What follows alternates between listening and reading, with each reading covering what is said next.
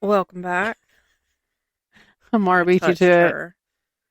Hi, Touched her friends. above her tail and she didn't like it. She's How's- upset because Willow's in the room. How's it going, friends? I hope you're well. Yeah. I hope life's treating you well. I'm low-key tired. If life's not treating you well, then do something about yeah, that. I'm sorry. I hate it. I'm sorry. That sucks. But you can change it. I have faith. You can make life good for you. Yeah.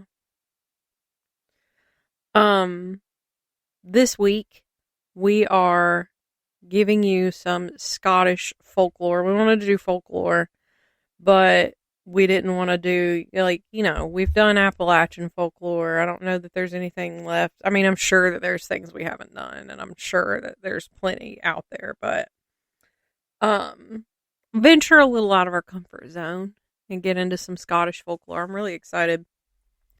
Right after, because we were going to record this one at our last session, and then time got away from us, and it was a Sunday, so we didn't want to be recording super late. That, and it was like one of us was not prepared. One of us misunderstood the assignment.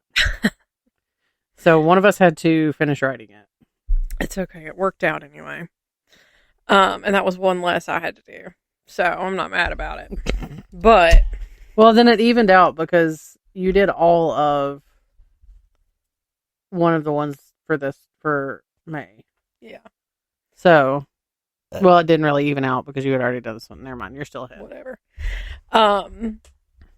But what was funny though was like the next day or something, somebody in the Discord was like mentioned the first one here on my list. And I was like, that's crazy. I just learned all about those. I was like, she was like, she's like, it gets deep. That's a rabbit hole you need to go down. But, we'll just get right on into it. Do it. So, I'm starting off strong with Selkies. So Selkies are gentle souls who prefer to dance in the moonlight over luring sailors to their deaths, and they are often overlooked by mythological enthusiasts because they just aren't as interesting as mermaids or sirens. They play a prominent role in Scandinavian, Scottish, and Irish mythology and are a common theme for land and sea romances, but it is the Selkies who suffer rather than their human lovers and spouses. Tales of Selkies tend to begin with once upon a time vibes, but there are seldom ever happy endings for these creatures, as someone always ends up with a broken heart. Selkies are similar to Japanese swan maidens, though historically the tales of the swan maidens predate any Selkie tales. But Selkies can be either female or male, but in the water, they are seals. What makes them different from mermaids, aside from the form that they take in the water, is that they undergo a complete full-body transformation when they come onto the shore. They do not merely transform their seal tails into human legs, but completely shapeshift from the sea animal into a human, and this is accomplished by shedding their seal skin when they come onto land. Selkies are predominantly from Scottish and Irish folklore, but they also appear in Iceland as well. There does not, however, appear to be a Gaelic term for these creatures, but their names descend from the Scottish Celic, I think is how you would say that. It is believed that the Selkies arose in legends when early Scottish settlers shipwrecked Spaniards married dark-haired, fur-wearing Finnish and Sami? Saami? Saami? You know, it's Scottish, so there's a bunch of... Well, it's Scandinavian of some sort, but they're native women. And Selkies are described as both incredibly handsome and beautiful, and they take on the role of being both predator and prey. Selkies that willingly come to land generally seek those who are already dissatisfied with their lives, and it is common for, quote, predator Selkies to generally be male, as the tails indicate the men are more likely to seek out lonely women, such as the wives of fishermen. There are variations where human women will choose to summon a male Selkie to the shore by sending 7 tears to the sea. Selkies can only remain in the presence of humans for short periods of time and generally must wait 7 years to return to the shore. However, that rule is broken when a Selkie is forced to remain a human without their consent. Another way in which Selkies can be forced into human life is if their seal skin is stolen. These tales often involve female Selkies, which is when they become prey rather than predator. It is relatively common in myths for Selkies to come ashore and transform into humans purely for pleasure, and it is often during this time when the skin is left unattended that the human man will steal the female skin. When a Selkie loses possession of their skin, the Selkie is under the hold of a human, most often depicted as a forced marriage. Selkie women do make very good wives. However, no matter how happy a Selkie is on land or how many children they have while on land, once a Selkie recovers their skin, the Selkie will immediately return to the sea without looking back. Damn. There are various tales that depict the half-human children accidentally finding their parents' lost skin and returning it without being aware of what will happen as a result. Oh, that's sad. A tale that is seldom told is what happens if and when a Selkie chooses to return to the sea. One tale from the Faroe Islands is that upon making this choice, the Selkie will not be able to return to their former life, even if they want to. An abridged version of this depicts a human husband sailing into a treacherous storm and is only saved when his Selkie wife retrieves her skin and rescues him from a seal, or as a seal, from certain death. Though this indicates that their marriage is one of true love, her donning her skin will prevent her from ever taking part in the human world again. This is just one variation of the story and is, of course, contradicted by other mythologies because it reveals that not all human and Selkie relationships are shallow in nature. Selkies are said to be far tamer and gentile than their mermaid and siren counterparts, and it is likely that this is because the cultures that believed Selkies lived close to the sea and to these cultures, and the sea was both wild and bountiful at the same time.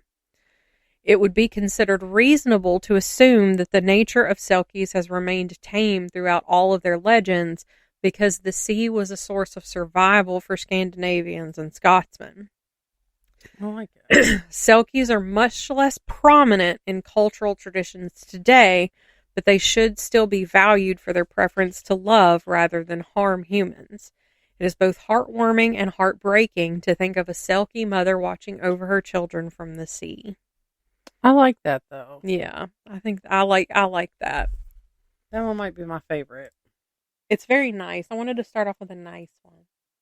Well, my first one. So when you stop and think about Scotland, and I mean really think about it, not just the postcards and shortbread tins, you start with the usual things, right? That photo do be looking just like it used to. It does, doesn't it? The thistle, tartan, bagpipes, maybe even the Loch Ness Monster. But sitting quietly among all of that history and symbolism is something far more unexpected. The unicorn.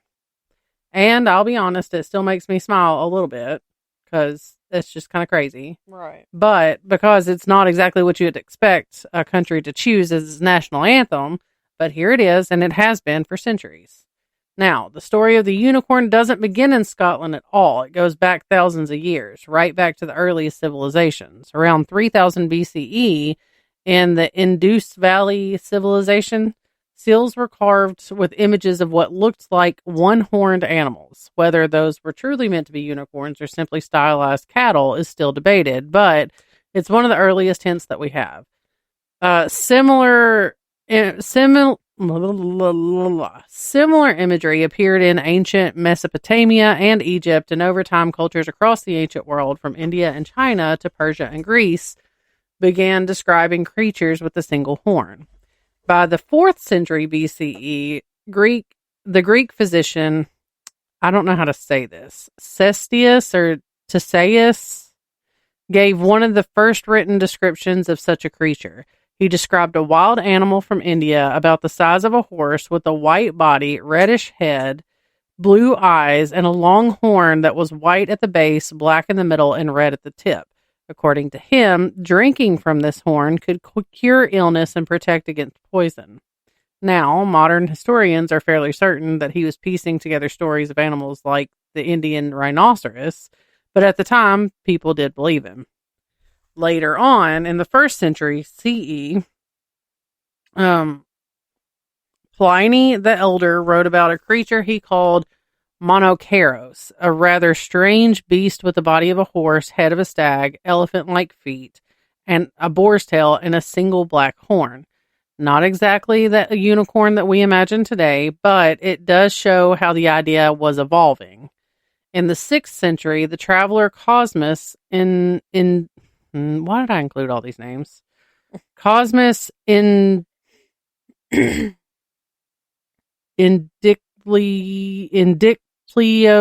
I don't know. Oh, Cosmos is good. Yep. Added an even more colorful detail, claiming that when threatened, a unicorn could throw itself off of a cliff and land safely on its horn to escape capture. I thought you were gonna say on all fours like a cat. But always land on their feet. You have to admire the creativity, even if it raises a few practical questions. During all of this, religious interpretations were developing alongside the stories. In some translations of the Bible, a powerful animal called the Reem was rendered as a unicorn, though modern scholars believe it to refer to a wild ox. Early Christian writings, especially the Greek text known as Physiologus, turned the unicorn into a deeply symbolic creature, strong and fierce, yet only able to be tamed by a virgin maiden.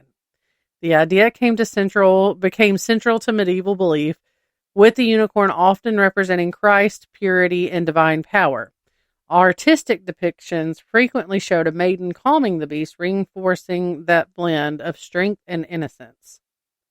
Through the Middle Ages, unicorns became symbols of chivalry, courtly love, and devotion. They were thought to be wild, proud, and impossible to capture by ordinary means, which only added to their allure.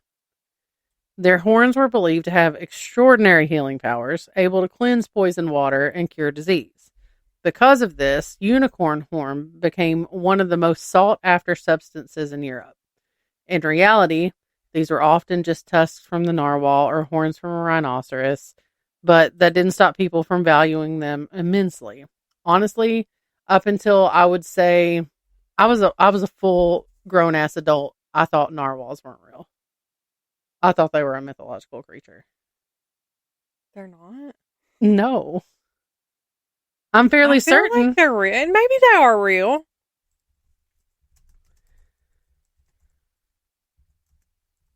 I feel like I've heard something about it. Yeah, they're Arctic whales. Okay. Yeah. But yeah, I thought they were a myth. I didn't think it was real. Yeah. Until I was a full grown adult. Anyway. Honestly fair. It does sound like Mothman. Right. Cups, medicines, and even royal objects were made from them, all believed to offer protection against poison.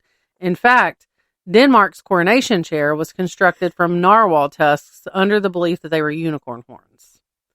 There were also attempts, of course, to explain these creatures more realistically, some to the point extinct animals like the Elasmotherium sibiricum, a massive single-horned beast that lived alongside early humans, as possible inspiration.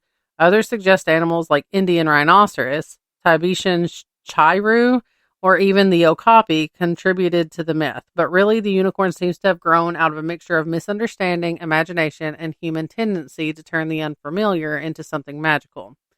Now, bringing all of it back to Scotland, because that's what we're here for, this is where things become especially meaningful. In Celtic mythology, the unicorn wasn't just a curiosity, it was a powerful symbol. It represented purity, innocence, strength, masculinity, pride, and boldness all at once. It was also seen as untamable, which, if you know anything about Scottish history, feels rather fitting.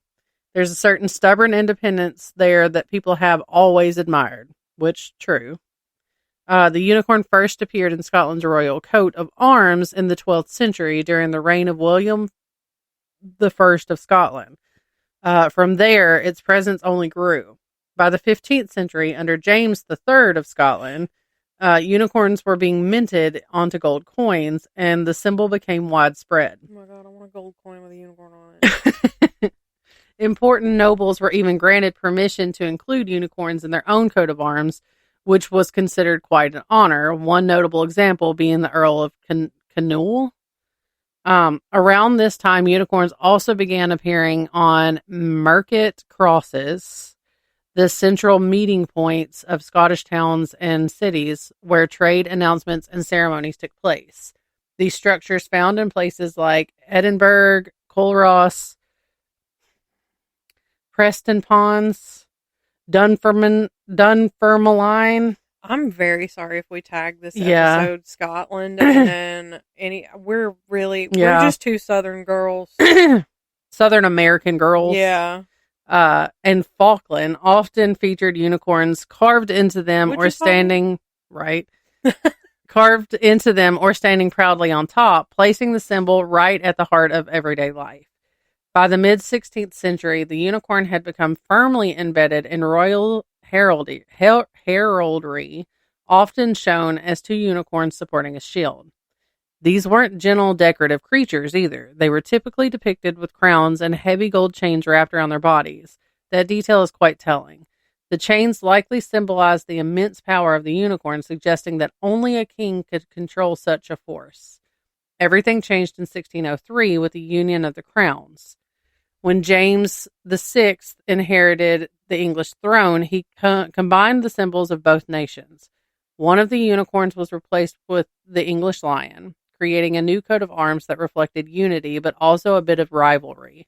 In folklore, the lion and the unicorn were considered natural enemies, locked in an endless struggle for dominance. That idea even made its way into the old nursery rhyme about the lion and the unicorn fighting for the crown, which later inspired Lewis Carroll in Through the Looking Glass.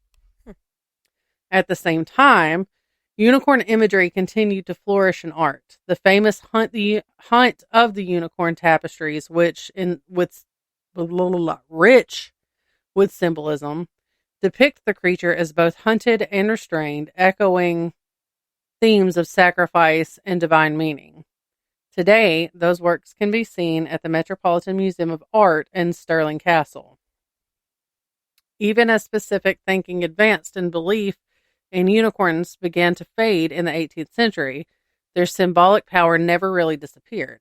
By the Victorian era, interest was revived through rediscovered artworks like the Lady and the Unicorn tapestries, and from there, the creature took on more of a romantic, fantastical image.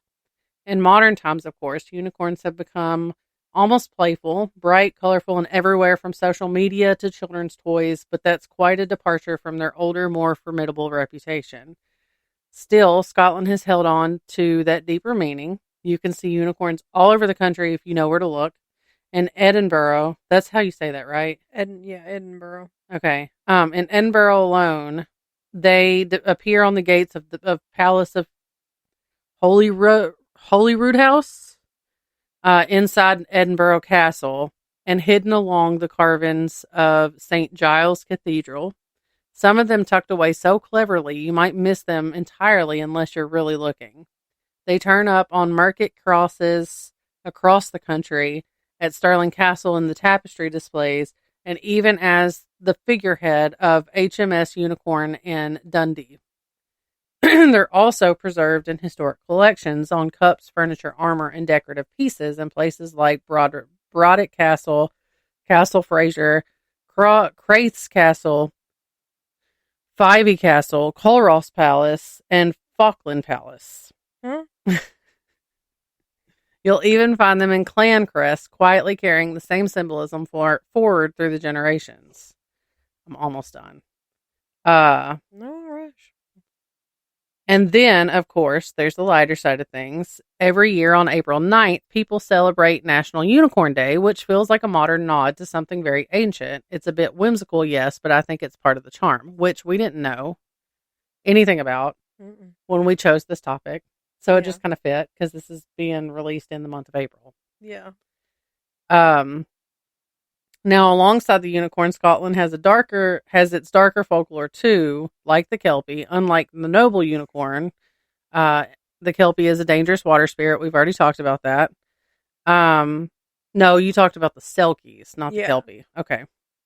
I'm not gonna. I don't know why I included all that. Hold on, because you've got that one too, don't you? Yeah. Okay. So I don't want to give you all of that. I think I wrote this before I knew that we were doing all of those. Yeah, you wrote your unicorn portion. Okay, so let's skip all of that information so I don't ruin it for you. Thank you. So, and then it goes on, it tells about that, I tell about that, and it says, as frightening as those stories are, they are often simply told to keep children away from dangerous waters. There were even beliefs that it could be controlled, blah, blah, blah. So when you put it all together, the unicorn isn't just some fanciful symbol. It's a thread that runs through thousands of years of storytelling, belief, and identity. It's been feared, revered, hunted, worshipped, misunderstood, and eventually softened into something more playful. But in Scotland, it still carries that older meaning. Strength, independence, and a kind of untouchable spirit. And honestly, when you think about it, it feels like exactly the right choice. Yeah.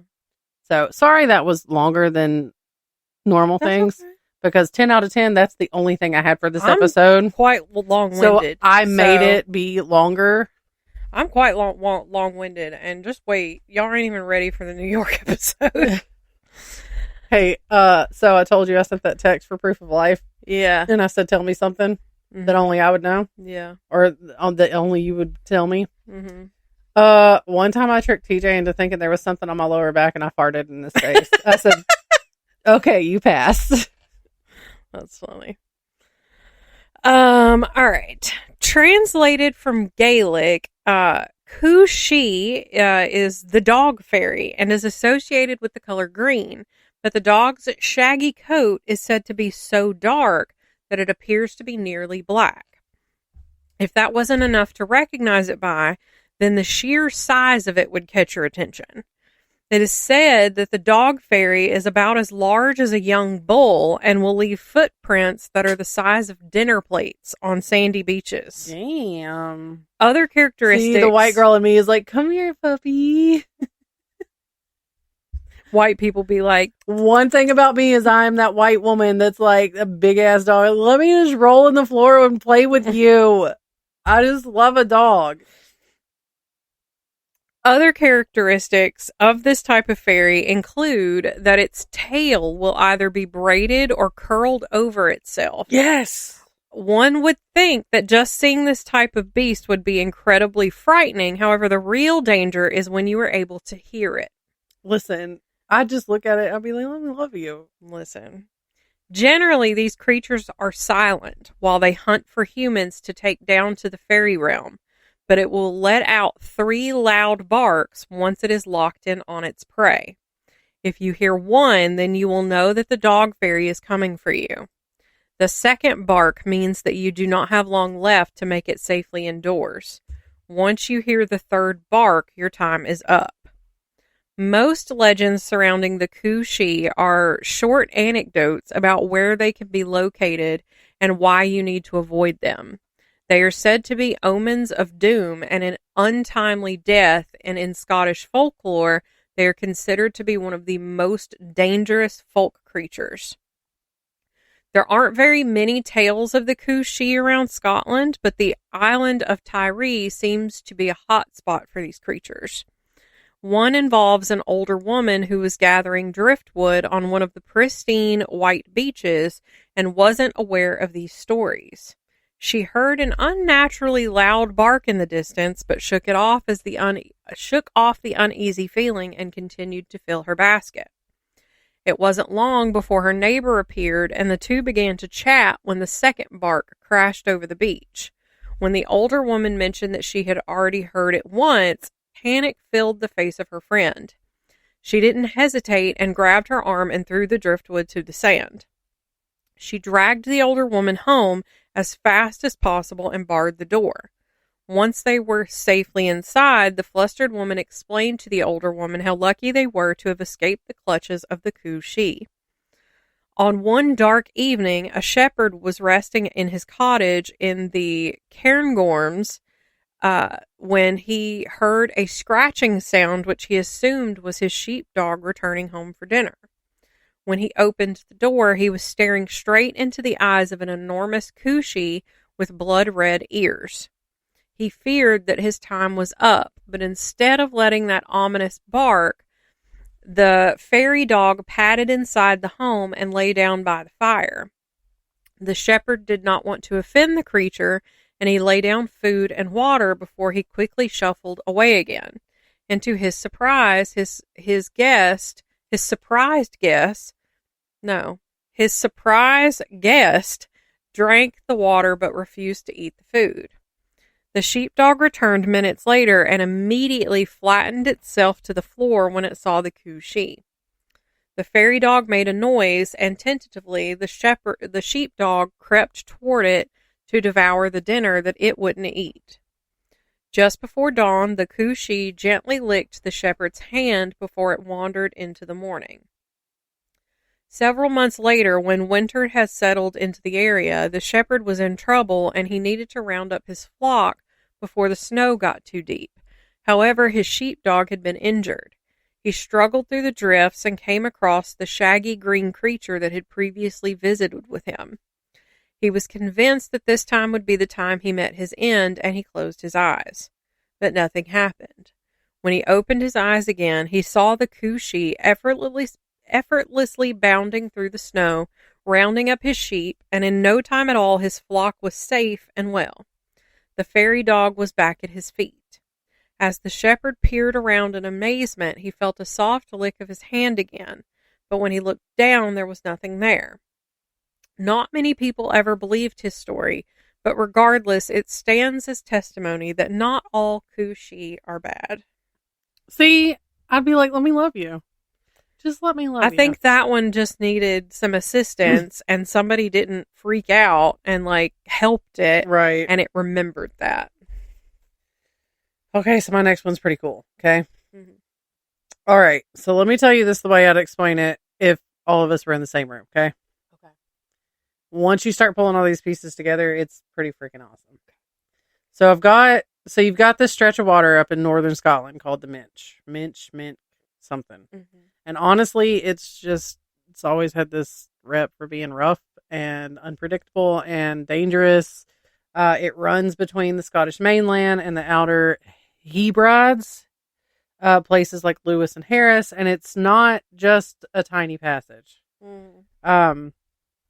We're talking, it stretches around 70 miles long and anywhere from 15 to 45 miles wide, with lighthouses dotting along the edges to help guide ships through. Yeah. So even so, people have always said that there's more going on there than just rough weather. Now, locals, especially around this area, have passed down stories for generations about what really stirs in those waters, and that's where the blue men of Minch come in. In Scottish Gaelic, they're called Nafir Gorma, and they're not like your typical sea creatures that you generally hear about. They're often lumped in with storm kelpies, but they're very much their own thing. Not quite like the more famous kelties that turn into what we're going to learn about later. Mm-hmm. But they're not quite as widely known as like mermaids and selkies. Yeah. What's interesting is they're said to only exist in that one specific place and nowhere else in the world. Yeah. In fact, some folklorists have even pointed out that they don't really have counterparts anywhere else, which makes them feel kind of even more weird. Yeah. As for what they look like, people describe them as human-like. Human-like always kind of freaks me. Yeah. About the same size as us, with blue skin, gray faces, long arms, and these greenish-white beards. Sometimes they're seen wearing gray or blue caps. So Google image, like Google a picture of these because it is kind of like terrifying. And when they what's it called again? Blue Men of Minch, Minch. Images. Oh, it's like a blue mermaid. Yeah, but it's kind of weird. Oh, he's kind of handsome. Oh shit. Smash. Anyway. And when they move through the water, they don't just swim. They twist and dive like porpoises with their torsos rising up out of the sea. So you can just imagine catching a sight of that in choppy water. It would just be weird. Okay? If you scroll Except down. for that one that you said was Smash, you'd probably be like, this one here, there's one that kind of looks like the Grinch, and then there's one that just looks like kind of like a fish man. But then there's also an image of what's his name from Arrested Development with the mustache dressed as a blue man. What is his name? I don't know Why is this on here?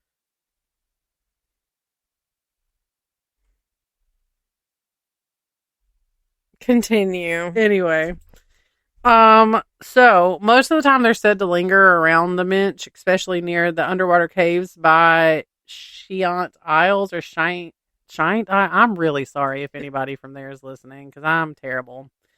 When they're resting, sleeping just beneath the surface or in those caves, the sea can be calm, almost deceptively peaceful. But the second that they wake up, everything changes. Okay? Mm-hmm. Because these beings are said to have the power to create storms at will, not just rough waves, but like full-on violent tempests. Sailors would report their ships being rocked suddenly and surrounded with these blue figures rising up out of the water, grabbing at the hull, pulling, dragging, doing everything that they could to send the vessel down straight to the depths. Okay, and yet, strangely enough, they're not just mindless destroyers. There's kind of a code to them, a strange sort of fairness, if you want to call it that. If a ship catches their attention, the chief of the Blue Men will rise up and challenge the captain. Here's where it gets fun. You ready for this? Yeah. And not with weapons, but with words. Oh. He'll recite a rhyming couplet. I enjoyed writing this so much. You just don't even know. I'm so excited. He'll recite a rhyming couplet, and the captain has to respond immediately with one of his own. Back and forth it goes, line after line, like a verbal duel. Mm-hmm. What the Scots call it is flighting, which honestly sounds a lot like a rap battle. If the captain can keep up, if he's quick-witted and sharp with his words, the Blue Men will respect that, and they'll let the ship pass. But if he falters, hesitates, or can't match the rhyme, then that's it. The ship is dragged under, and everyone aboard is lost. There's even a well-known example of a captain who managed to win one of these encounters, matching the Blue Man line for line until the creature finally relented and allowed safe passage. It's one of those stories that's been repeated so often you can almost hear the rhythm of it. So here it is. Mm-hmm. Oh, I thought I put it in here, but apparently I did not. Okay.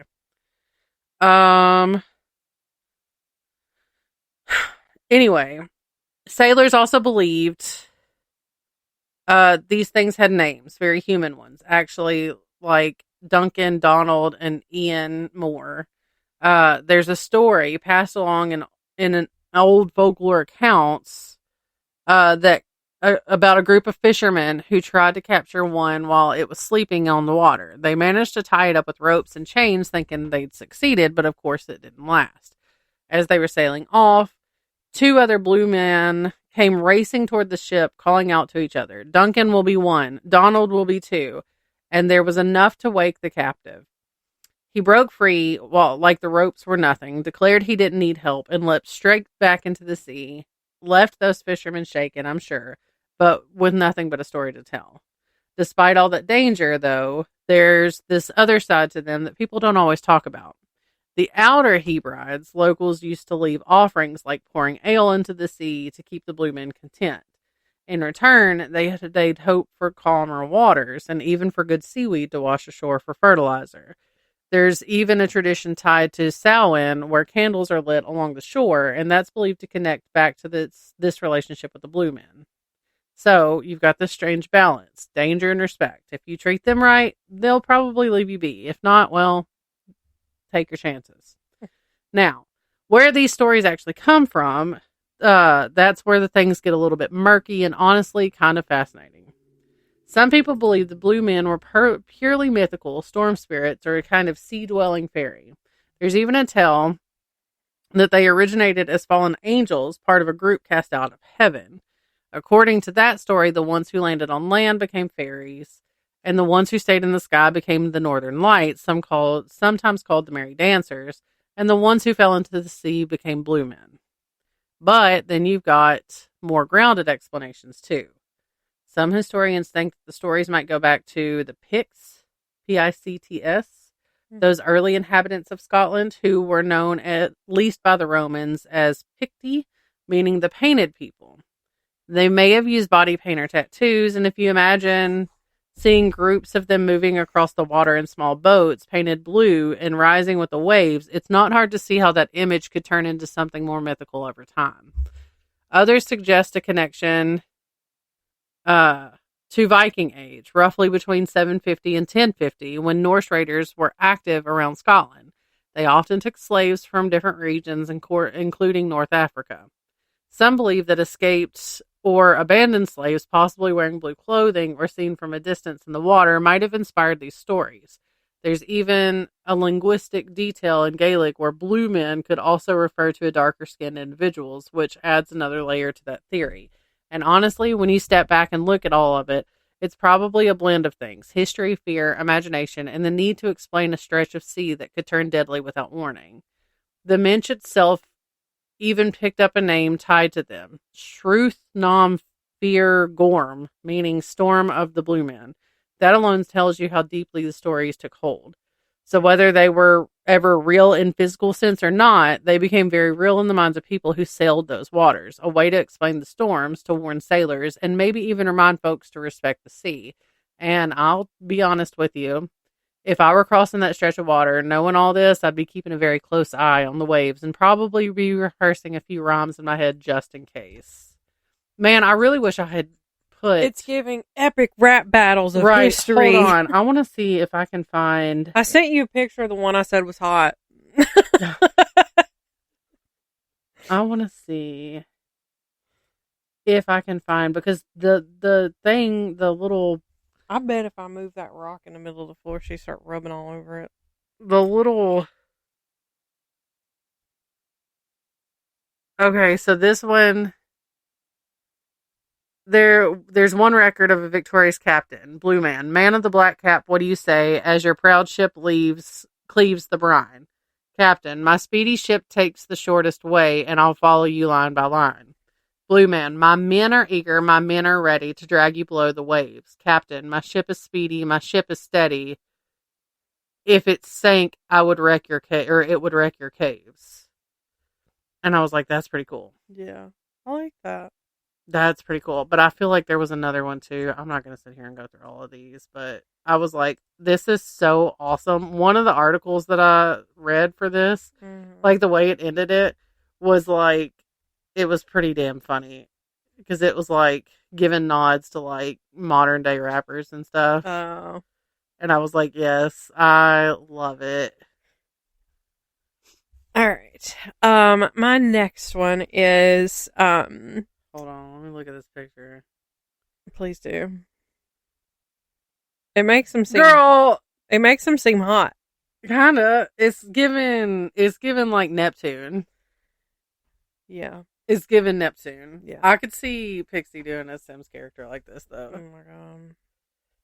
Don't give her any ideas. She don't listen to this. Don't give her any ideas. Don't none of y'all tell her either. We'll have a new Love Island member. Oh, I got kicked off The Bachelor, by the way. My sim. Oh, you got kicked off? Yeah, it's okay.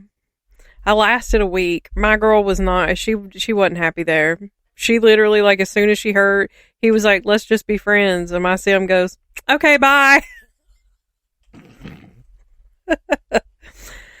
All right. So in the English and Celtic countryside, in the dusk-cloaked corners, the air turns thick with mist, and the earth sighs beneath ancient bogs.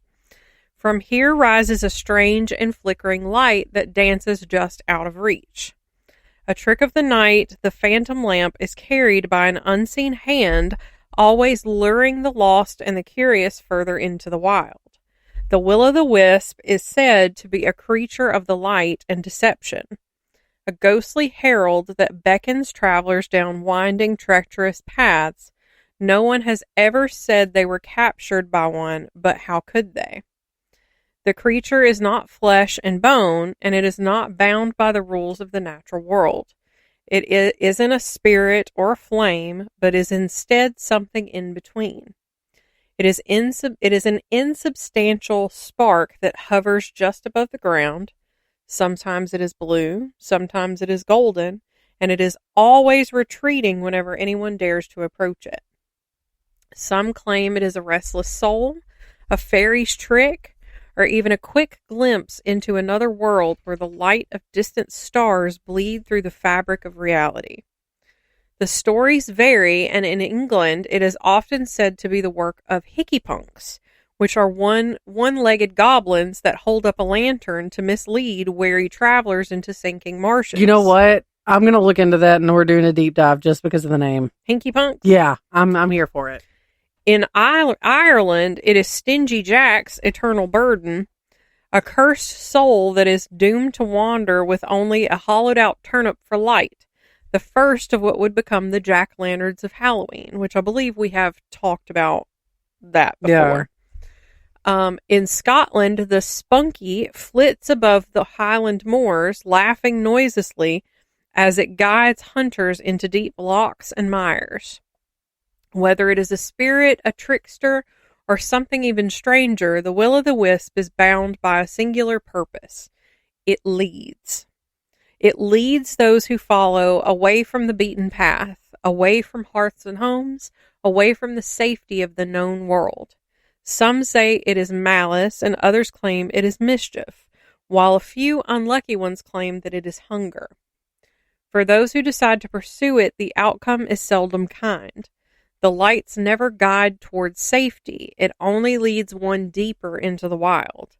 It is said that those who follow it too far into the wild simply vanish, never to be heard from again, except perhaps a new glimmering light in the distance, another wisp flickering in the dark. Scientists believe that the lights are nothing more than accidental alchemy of nature, simply gases bubbling from the marsh which ignite in the cool night air, a chemical reaction and nothing more. This may be the case, but isn't it far more fun to believe that it is a nefarious wisp leading those who follow it to their demise? Listen. Like, I can imagine like a little short story, a little, a fun little story about. Have you ever seen Brave? No. The wisps get her to where she's at. Like, she follows the wisps into the woods and meets this witch lady and is like expressing her frustration with her mother. And the lady gives her something for her mother to eat, and then her mother turns into a bear. Okay. It's pretty cool though. Gotcha. To see this in folklore and see, because I didn't know about this. Mm-hmm. So see this in folklore, but like relate it to what Disney was doing with it, Brave is cool. One of my favorite movies. The will-o'-the-wisp has no physical strength, no claws, no teeth. It needs none. It is simply a predator of patience, of suggestion. It waits and it beckons, reaching out with an invitation to follow. It does not drag or force anyone. Its victims walk toward it willingly, drawn in by the faint and flickering glow, by the whisper of something just out of sight. The power it holds is in its mystery. I love it. Would I follow just a random light that's just kind of doing its thing out there in the woods? I don't know, girl. White people shit. I might, honestly. Yeah. I might be like, what is that? My kids would. 10 out of 10. Well, I think kids are more curious. Yeah. They don't have the same perception of the world as you and I would. I've seen my kids chase a lightning bug through the yard forever. Yeah. One specific bug. They're not going to stop because there's 20 of them around them. Yeah. They're going to pick one and chase it.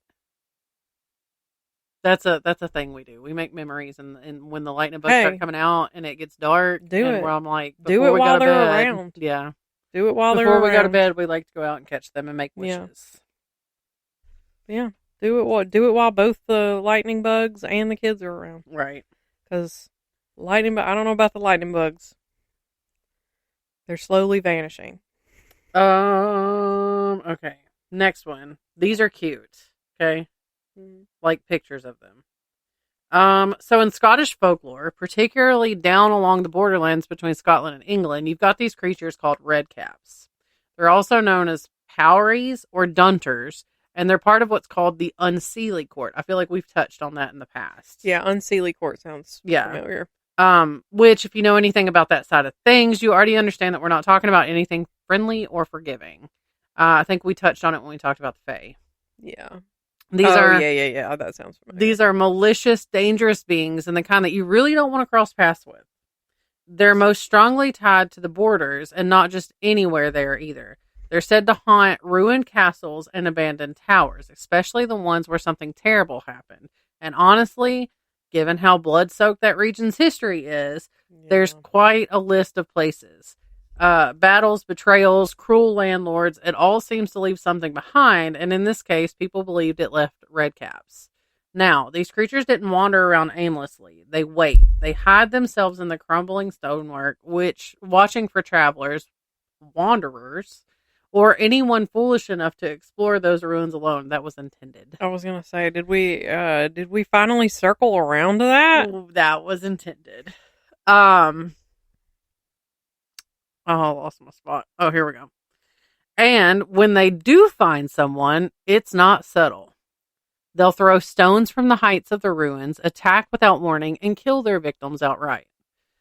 There's a part that really makes them stand out from just about anything else in folklore. After they kill, they soak their caps in the victim's blood.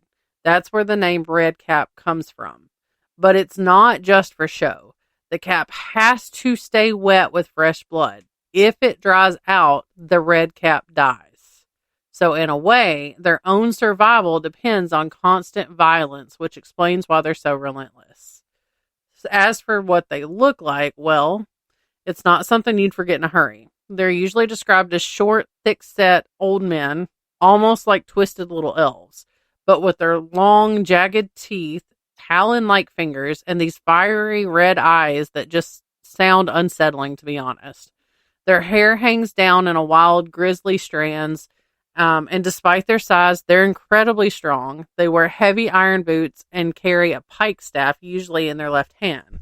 Now, you'd think with boots like that, they'd be slow, but no. Apparently outrunning one is next to impossible.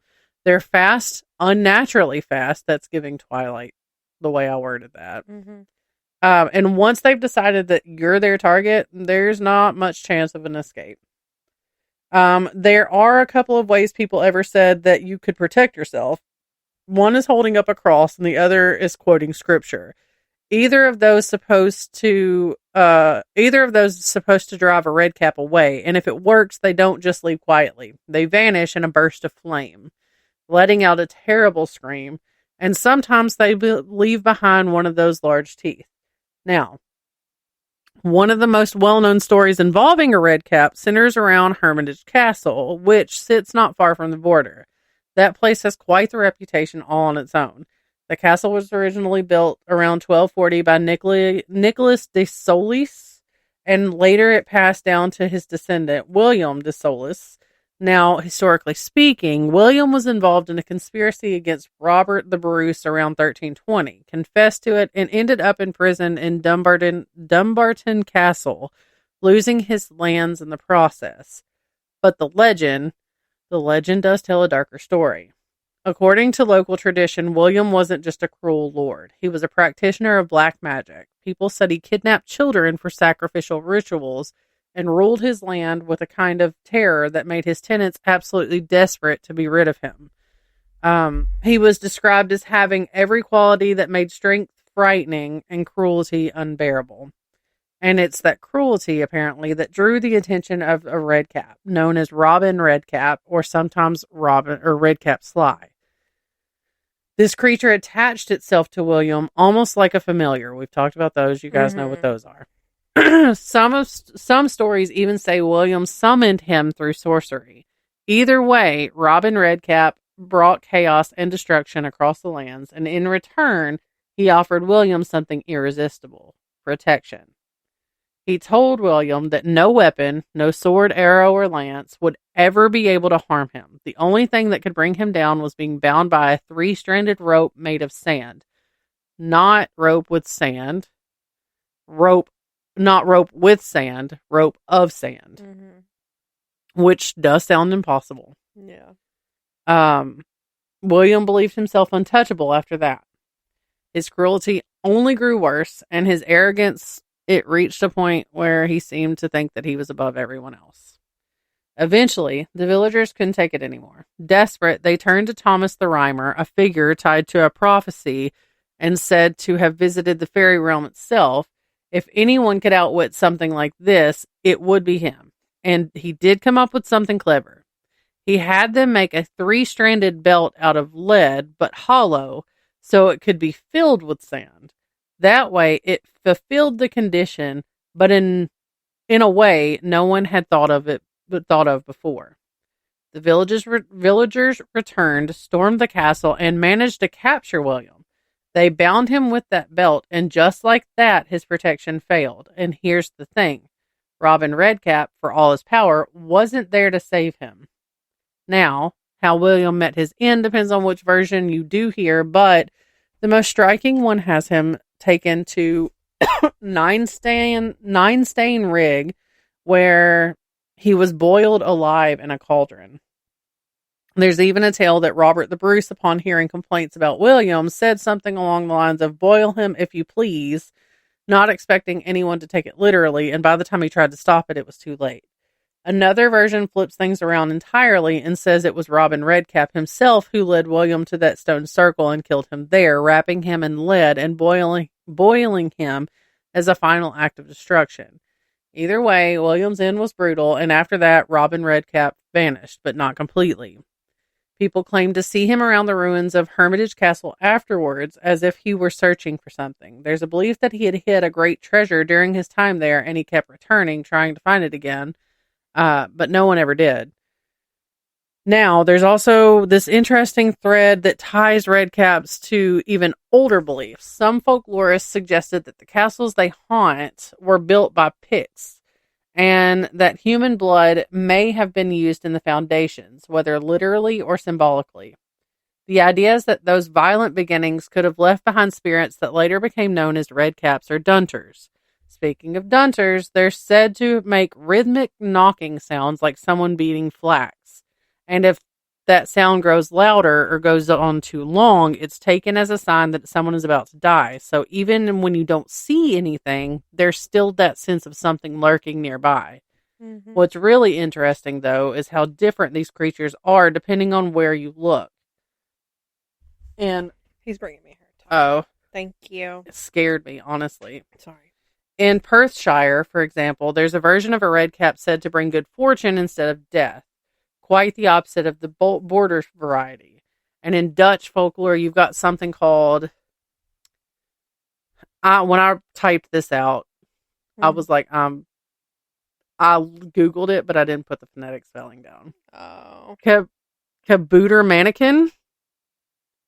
Hear me out. Sure. KABOUTERMANNEKIN. It probably doesn't at all sound like that, but... Which... I like it when they do. It's right. Great. But when they don't, like that Coochie did not... No. It was C-U-S-I-T-H. So these wear red, but behaves more like a helpful household spirit, lighting fires at night, doing chores, disappearing only after being gifted clothes, like a Dobby. Mm-hmm. That's a far cry from the redcaps of the borders, who are about as far from helpful as you can get. They've even made their way into modern stories, showing up in things like Harry Potter, and the Goblet of Fire and the Mary Gentry series, but those versions, if you ask me, are a bit toned down compared to the originals. When you really look at it, red caps have served as a kind of warning. Those borderlines were dangerous long before anyone started talking about goblins, bandits, warfare, isolation, plenty of very real threats. Telling people not to wander into ruined castles alone probably wasn't bad advice, whether there are creatures there or not. Still, I'll say this, if I ever found myself standing in the ruins of some old border castle, because probably, honestly, I'd probably do it anyway, especially one with a violent past, I'm probably not going to linger very long, because I'm going to feel that energy, and I certainly wouldn't go poking around by myself, probably, because I don't do things by myself anyway. Yeah. But whether they're real, imagined, or something in between, some stories exist for a reason. And if you ever do feel like something's watching you from the shadows, better hope you remember a line or two of scripture, or at least have something that you can pass for a cross. Okay.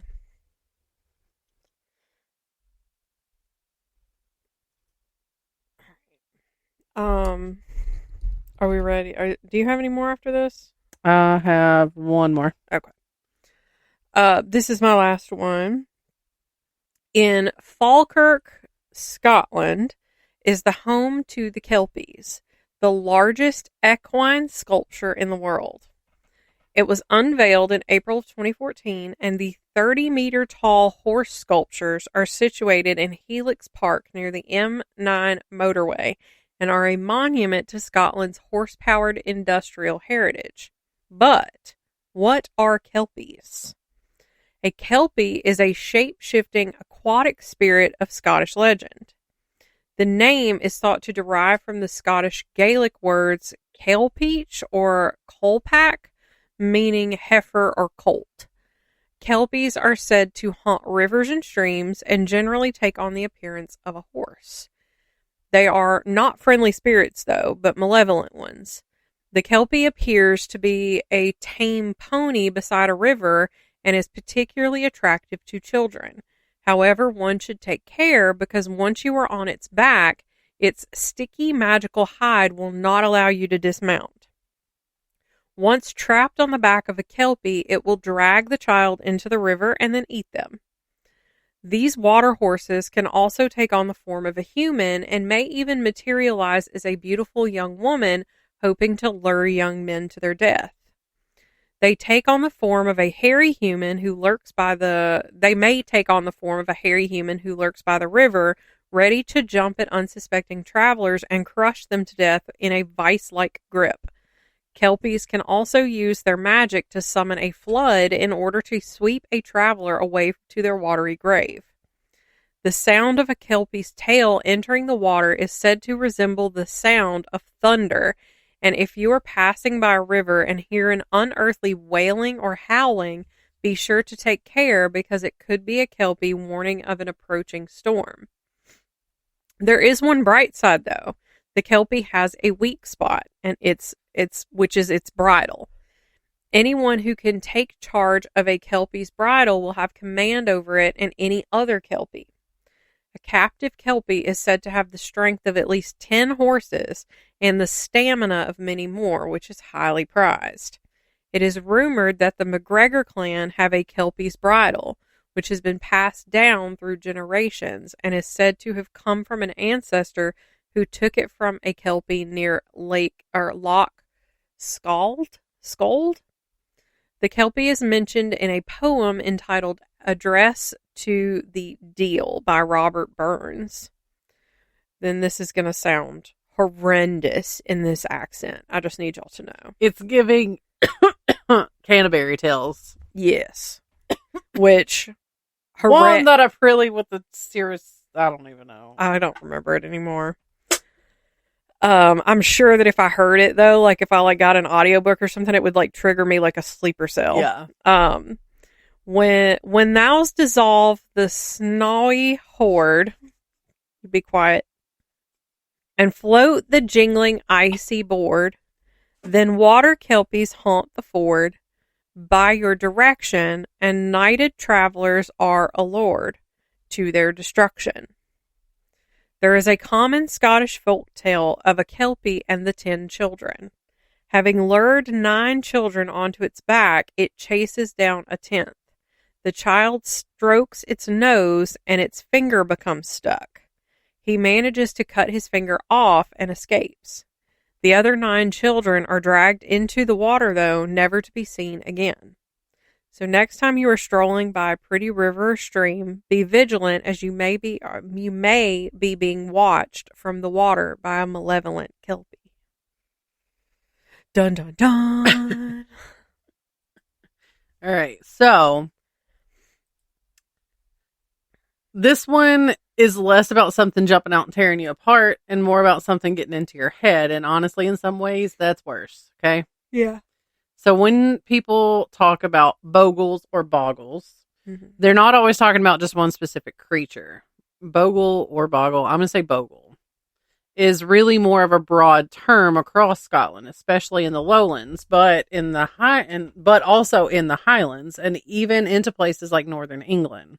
It can mean a ghost, a goblin, a boogeyman, really any sort of unsettling folkloric being that doesn't quite fit neatly into a box. And that's kind of why I included this, because it's like a thing that no one really knows what it is. That's what makes them so unnerving, and it's that they're not clearly defined. Now, if you go back into the earliest mentions that we have, you'll find them showing up in Scottish writing as early as the 1500s. In 1513, Gavin Douglas included them in his translation of the Aeneid, warning that his book was full of brownies and bogles. Then, not too long after, in 1535, William Stewart described them in a much more frightening way, like rattling bones, something skeletal, and deeply unsettling. So right from the beginning, they were tied to fear, not necessarily violence, but fear. Even though the word itself has this murky, tangled history, similar words pop up in other European languages, like the Welsh bog, but it's really just, it's spelled BWG, and the German Bogelman, both meaning something like ghost or goblin.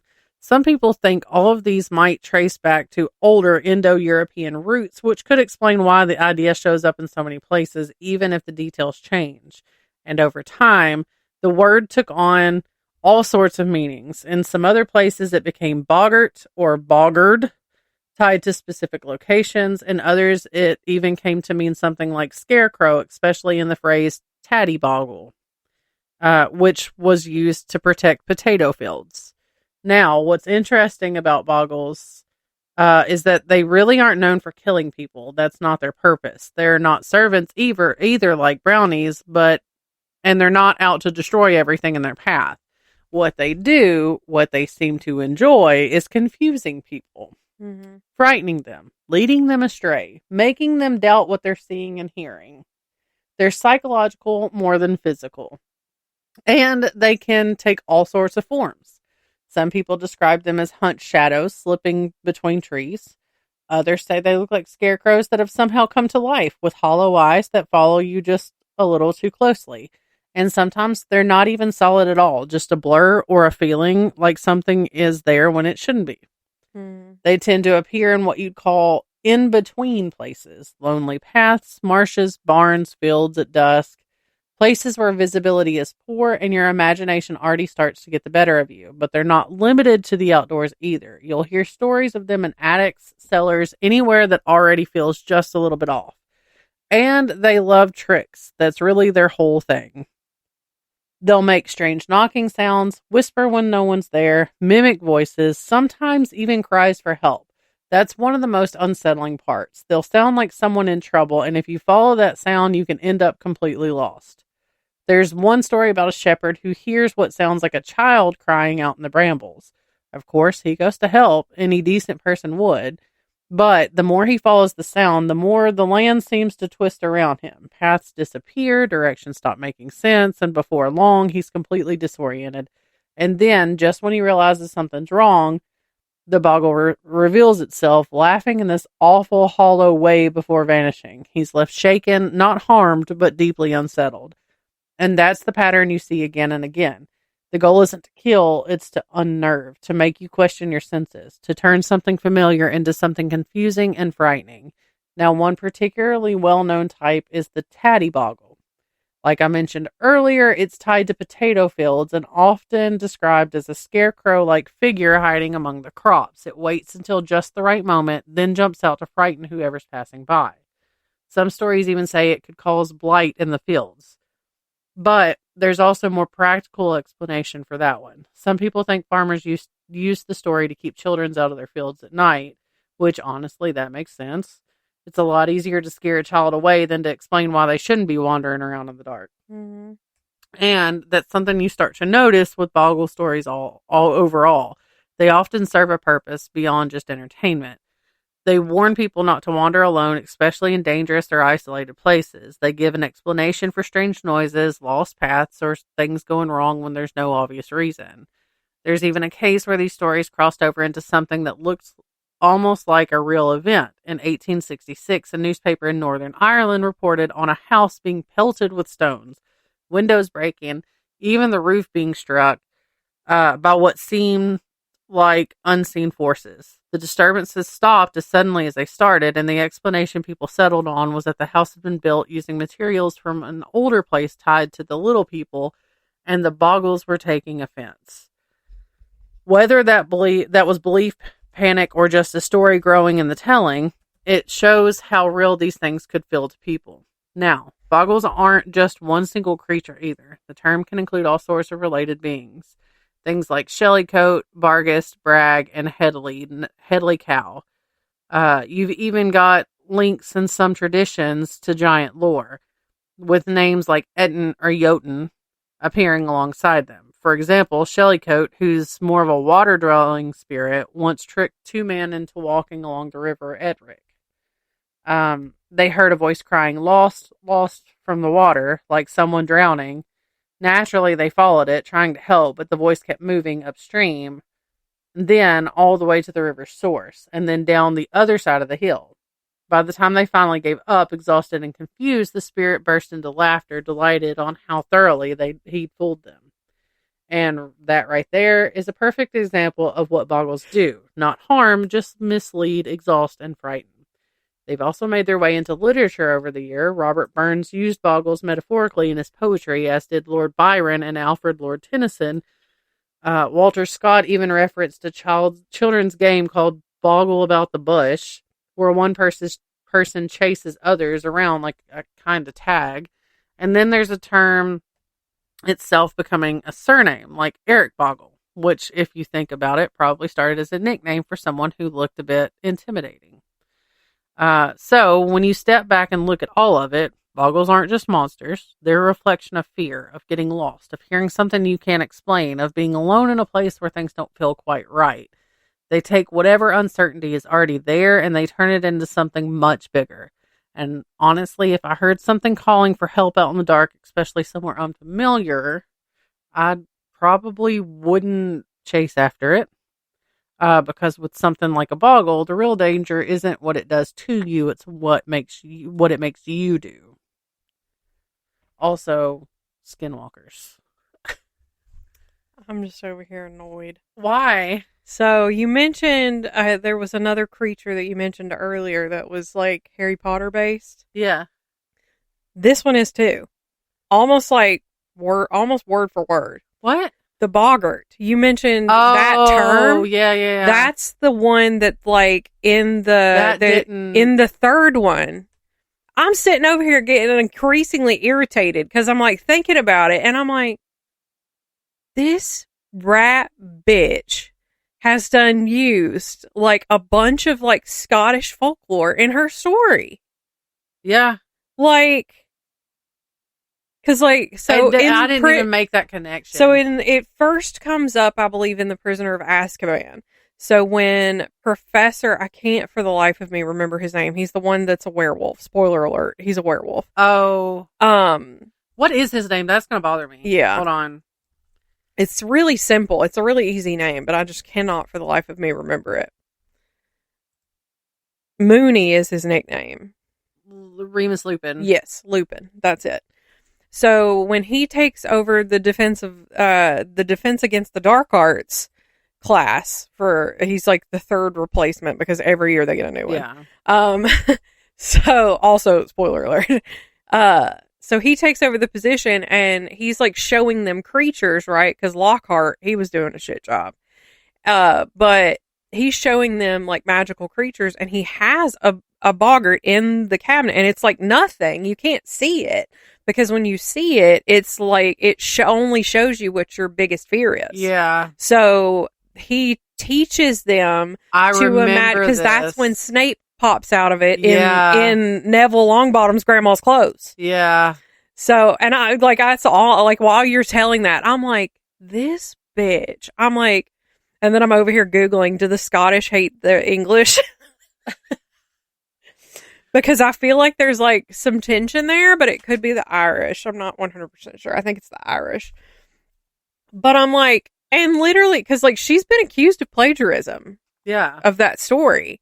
And I'm like, I can understand why now. Yeah. But yeah, and then I'm like thinking about all of the other and I'm like, I'm sure, like, especially with like fantasy stories, that like those creatures, like those stories stem from somewhere. Yeah. But like to just outright not really, like, she kind of made it her own, but also not really. That's crazy. It never even, like, I never correlated the two. And then there's another mention of it in Order of the Phoenix. Because when they're staying in Sirius Black's house, there's a boggart in one of the cabinets. And, like, Molly Weasley's like, okay, we got to deal with this. Yeah. That's crazy. I read that and I was like... All that Harry Potter knowledge just rattling around in the rafters of my brain is just... I read that story and I was like, that's crazy. As soon as you said boggart, I said, excuse me? But and then I'm listening and I'm like, you're talking about Googling that. My ass is over here when you're talking about the fairy dog. I'm like, and you said something about the noise it makes. I'm Googling, what does it sound like? Obviously there's nothing there, but right. But all it was giving me was like TikToks of, and she was a fairy, and it's videos of people's dogs. All right. This one lasted a little bit longer than I thought it would. I had fun with this one. Yeah, I like this one. And I've got like there's a pretty extensive list. I was long-winded on these, longer-winded than I usually am. But hey, I got into it. I was excited. I liked it. I'm down for it. But also, like I told you, that link page. Mm-hmm. Sorry, it's okay. Like I said, the next episode, it's a mile long. My sources. Oh, you've got the nonprofit for this one because this one's being released in April. I got it pulled up.